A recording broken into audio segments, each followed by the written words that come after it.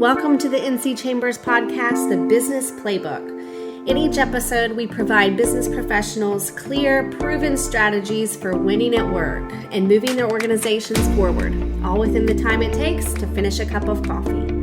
I am Emmy Boya, and I'm happy to introduce my guest today, Gary Salamido, President and CEO of the NC Chamber. We're going to talk about North Carolina's recent wins in economic competitiveness and business climate. Hey, Gary, thanks so much for chatting with me today. Oh, hi, Amy. It's always good to see you. So North Carolina has been in the news quite a bit this month. You know, sometimes being in the news can be a good thing. Sometimes it can be a not so good thing. But I think this month in particular, it's been a really good thing for North Carolina. We've been named number one in CNBC's America's Top States for Business report. And we also took the top spot for Best Business Climate in Business Facilities' 18th Annual Rankings Report. So, Gary, as the CEO of the NC Chamber, what was your reaction to this news? Oh, Emmy, it's incredibly exciting. I mean, it's like winning a national championship. It's like winning a Super Bowl. It's like winning a Stanley Cup. You build a team for years and years, and you work hard with a lot of people for years and years. And no championship, no number one ranking happens by accident. It happens because you had a plan and you knew where you were and you knew you wanted to be number one. And our state put together a plan, and our chamber put together a plan back in 2012 that said, if not the business community leading this, then who's going to do it? Yeah. So Vision 2030 led us here. It was a plan. It was a lot of hard work. It was a lot of collaborations. It was a lot of consensus building, and a lot of really courageous business people that just wanted their state to be the best place to live, work, and raise the family. And we got the highest accolade we can get in the last couple of weeks, and it's exciting. And there's so much more we can do. It is exciting, and I think a lot of people are latching onto this news for good reason, but it's also important to note that, it's not just a 2022 thing. Like you mentioned, this has really been years in the making. Forbes has ranked us as the best state for business 3 years in a row now. And we've also received the top state business climate ranking from Site Selection magazine in 2021. So lots of good stuff has been, in the news for a few years now. And I guess my question for you to start us out today is, how does this happen? So how does a state become the top state for business? Because we know it's not just about incentives to get companies to come here. That's not the formula. What do you think comprises this winning business climate formula for North Carolina? Yeah, it's a number of things working together. I think oftentimes you look at it as, what's the one thing that made the difference? What the business community knows is that no single thing makes a difference, right? So we have three pillars that we operate on that our Vision 2030 plan was based on.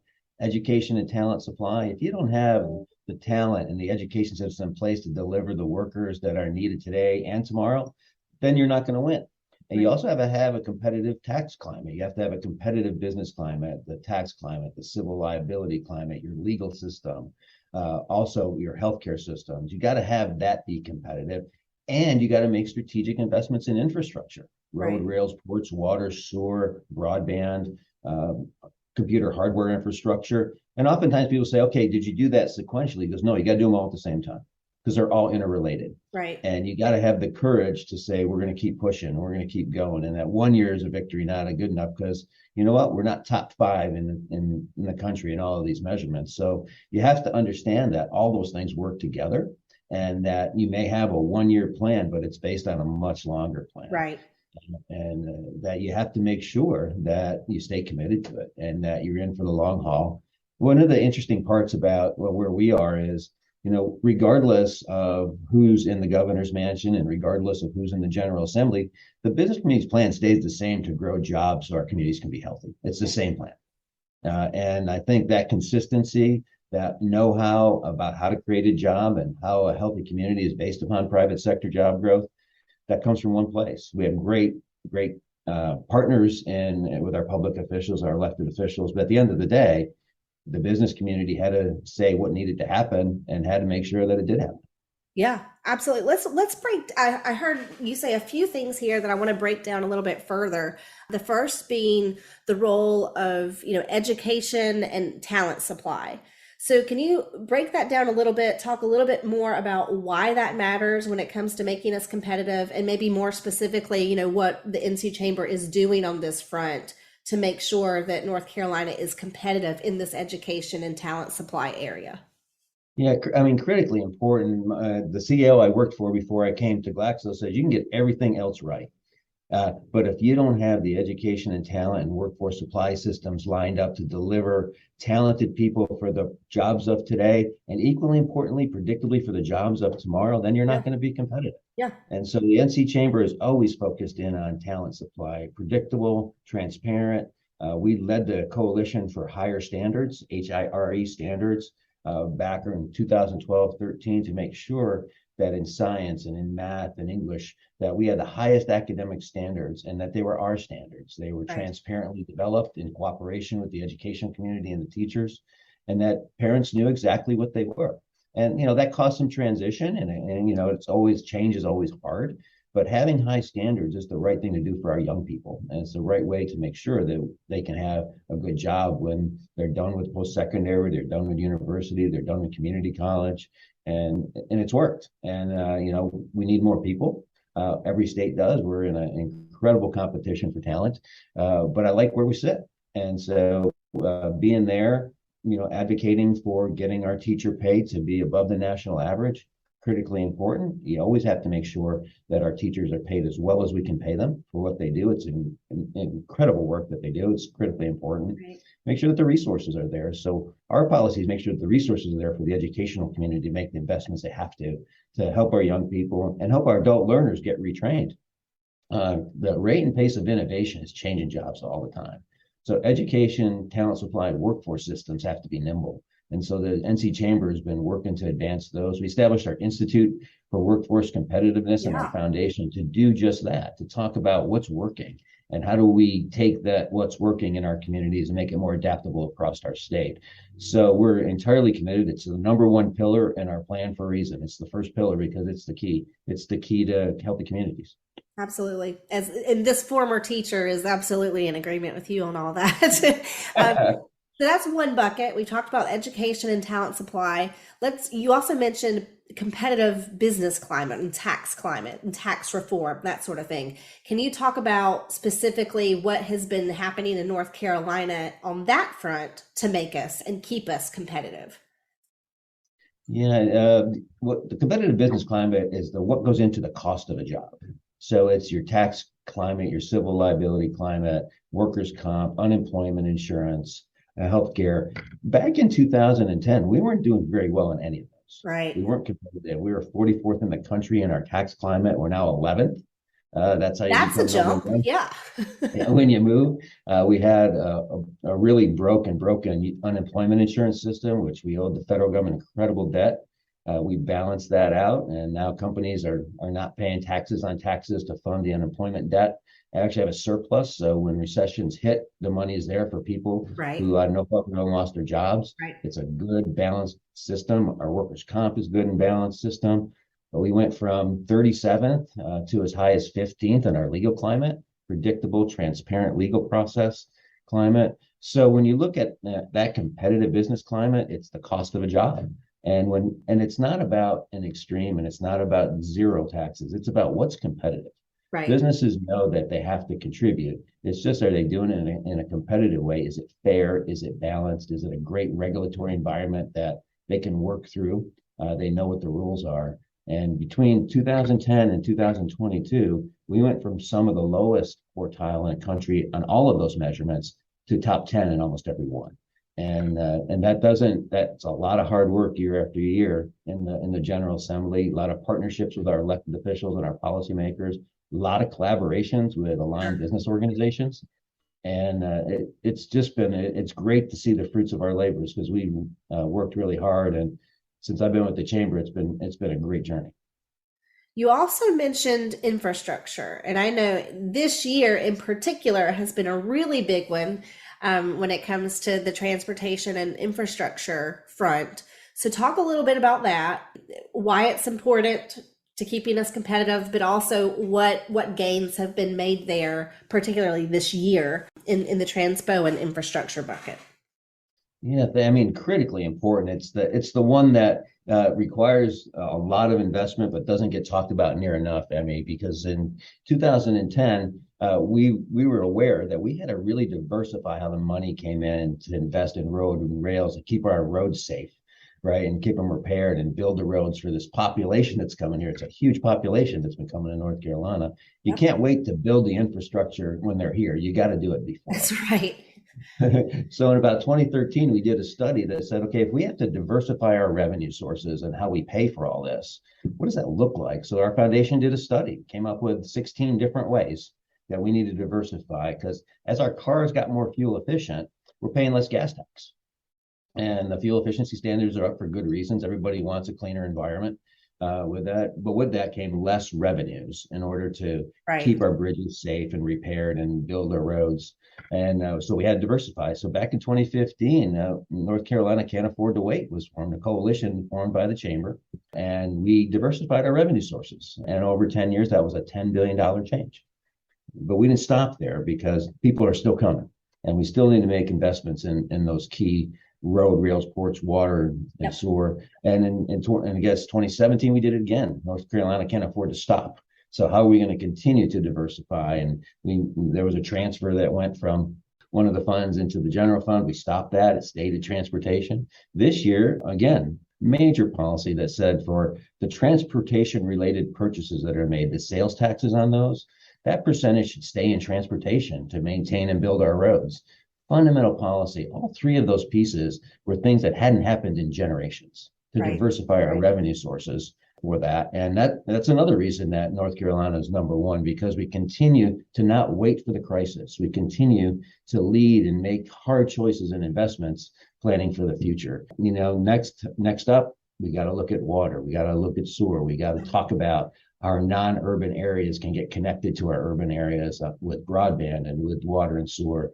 And we're building a lot of manufacturing in our non-urban areas. So how are we going to connect them to all those places? Now's the time for that investment. So we're gonna continue to push hard for those important, courageous investments. Just as an aside, for those of you listening, I want to give kudos to our government affairs team and Mark Coggins, who was a huge player in leading our Destination 2030 coalition, which was a huge force in bringing forth this change for transportation funding. So kudos to him and his team and the more than 100 businesses across our state that came together to be a part of that coalition. So another question for you. We get this great news about these top rankings and how competitive North Carolina is. Why are the rankings important? Why is any of this important? Well, it's important because we all want to be the best, right? And we want our state to continue to thrive. I want my children to want to grow up in a state that's thriving, give them the opportunity, my children and grandchildren. I want them to benefit from a great place to live and work. And I want to be close to me, in all seriousness. So I have a vested interest in our state being a place that they can have a great life. And the rankings are important because they push us to be better and they push us to never give up. And they tell us where we're doing well and where we're not. I mean, a number one ranking doesn't mean you were number one in everything. It just means you're really high in a lot of things. And there's always room for improvement. So the rankings are a way to measure ourselves against our progress, against our plan. How are we doing? And in the business community, you have plans and you measure against the results, and it's about the results at the end of the day. I was just going to follow that up with another question. So you've made it clear it's important and why. So what do you think, as CEO of our state chamber, what does North Carolina need to do to make sure that we stay on top? What's important? Yeah, I read a book by James Carr that one of my good friends gave to me. It's called Legacy, and it's about the All Blacks Australian Rules football team. One of the things in there that particularly struck me is that to not be complacent and to build a legacy, to stay on top, you have to change your game when you're on top of your game. Well, we're number one in the country. We are on top of our game. We got a great economic development group with EDP&C. We've got a really collaborative nature. The chamber itself has 21 different industry segments that are part of our membership, and our board is incredibly diverse on every dimension. Right. So to stay on top, we need to have hard discussions. We need to tackle the hard issues. We need to collaborate. We need to build consensus. And then we need to go out and be fearless advocates for jobs in North Carolina. And, winning once is okay, Emmy, but repeats build legacies. Repeats build a sense of they're for real and I can count on them and we can build here today and tomorrow. So never being satisfied, appreciating the victory, but knowing that the repeat, 2023 and the repeat, states are going to have to go a long way to beat us because we're on for the repeat. I love it. I love the confidence there. I have a personal question for you now, and it's what I want to wrap up with today. For our audience listening, the NC Chamber every year gives annual awards to folks who have just made a really huge impact on our state and have exemplified really distinguished citizenship here in North Carolina. And one thing that I always notice about these award recipients when they're on stage and they're accepting their award, they talk about how much they love North Carolina. And they go into the reasons why. And I know that you were not born and raised here, Gary, but what is it that you love about North Carolina? What makes us so special? Well, that's a great question. Well, one is we have incredible natural geography and beauty that's so diversified that we can see and we can live in, and it's an incredible place. And being from New York, it's warm, so I like being if I'm being really honest with you. I love the state motto, to be rather than to seem. Yes. And the way that fills up the collaborative nature of the state. Nothing's impossible here. Such cool people that don't look at a problem. They never say why we can't. They always say, how do we do it? Right. What do we need to bring together? And they're committed for the long term for the betterment of each citizen. So the culture is really, really great. It's a place that my kids were born and they love it here. And for all those reasons, because they have opportunity here, they have the opportunity to enjoy different parts of things, different parts of the state, and they believe that they can do anything. Mm-hmm. And that doesn't happen by accident. It happens because of a culture and the people and the positive vibes you get all through of North Carolina. We got a lot of work to do in a lot of areas, but that's what makes it exciting is that we not only do we have a lot of work to do, but we know we can get it done. We know we can achieve great things. So yeah, to be rather than to seem and to stay warm. Thank you so much, Gary. You've really done a great job diving into this formula that has made North Carolina top for business consistently over the years, and appreciate the work you're doing to head the chamber and make sure that we stay collaborative with all the players in this and our stakeholders to keep us competitive in the years ahead so that our babies and our grandbabies choose to stay close by too. I think that's really important. So thank you for your time today, Gary. I really appreciate it. Thank you, Emmy, and just know everybody, we're going to be number one again in 2023. So we're committed to it. And thank you, Emmy, being part of a team that believes in what we do and is so critical. Thank you for doing this today and for everything you do. Thanks, Gary. Thank you for tuning in to this month's edition of the Business Playbook. At the NC Chamber, our mission is to research, develop, advocate, and communicate for solutions and policies that produce a nationally competitive business climate in North Carolina. For more information on how the NC Chamber can advocate for your business, visit ncchamber.com.